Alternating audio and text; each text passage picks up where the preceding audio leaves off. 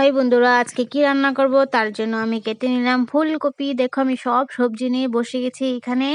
সুন্দর করে আস্তে আস্তে করে সবগুলো সবজি কাটা শুরু করলাম। কি রান্নাবো আমি বুঝতে পারছি না। তার জন্য দেখো বন্ধুরা, সব ঠুঙ্গা ঠুঙ্গা নিয়ে আমি বসে পড়েছি আর সবজিগুলো কাটতে শুরু করলাম। আস্তে আস্তে আমি বিনগুলো কেটে নিলাম। দেখো সব সবজিগুলো কাটা হওয়ার পরে বিনগুলো ছোট ছোট করে কাটছি। ছোট ছোট করে কেটে আমি সুন্দর করে সব কেটে, দেখো বিন কেটে সুন্দর করে কেটে নিচ্ছিলাম। মিষ্টি কুমড়ো ভাজিও কেটে রেখে দিয়েছি, এখানে শাকও কেটে রেখেছি, এখানে ফুলকপির জন্য সব কেটে রেখে দিয়েছি। তারপর হলো এখানে দেখো ধনে পাতাও কেটে রাখলাম। তারপরে বিনগুলো কাটতে একটা একটা কাটতে সময় লাগে, তো তার জন্য দেখো বিনগুলো আমি একটা একটা করে কেটে নিয়েছি সুন্দর করে।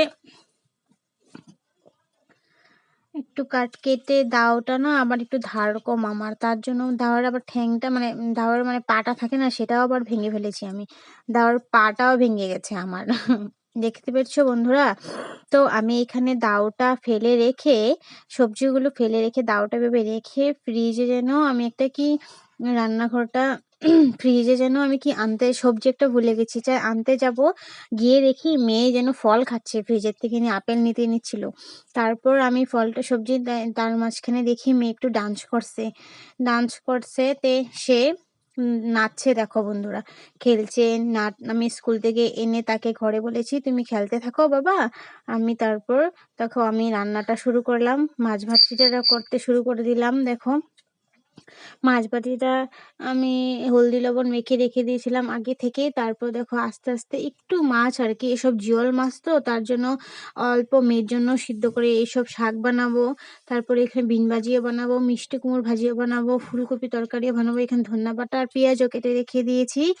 তো মাছটা আমার দেখো মেয়েকেও দেখাচ্ছি, এখানে মাছটা প্রায় ভাজা হয়েই গেছে আমার। এখানে নামিয়ে আমি রান্নাটা স্টার্ট করে দেব। একটু একটু করে উল্টিয়ে পাল্টিয়ে দিচ্ছি, মাছটা তো করা হতে। দেখো রান্নাটা প্রায় শেষেই আমার, তো রান্নাটা দেখাতে পারলাম না, তো আমি দেখো উল্টে উল্টে দেখাচ্ছি। এখানে মেয়ের জন্য ঝোল বানিয়েছিলাম, এটা আমাদের জন্য ফুলকপি আলু ঝোল। আর হলো বানিয়েছিলাম হলো মিষ্টি কুমড়োর ভাজি, তো দাদাভাই খেয়ে গেছে অল্প। তারপর এই যে বিন আর আলু ভাজি, এখানে হলো শাক চাটনি। তারপর দেখো আমি রান্নাঘরে রান্নাঘরে আমি একটা ব্যাম্বো প্লেন লাগিয়েছি। কিরকম লাগছে বন্ধুরা? দেখো আমাদের ওই পাশে জানলার এদিকে একটা মানি প্লেন দেখা যাচ্ছে, অনেক বড় মানি প্লেন।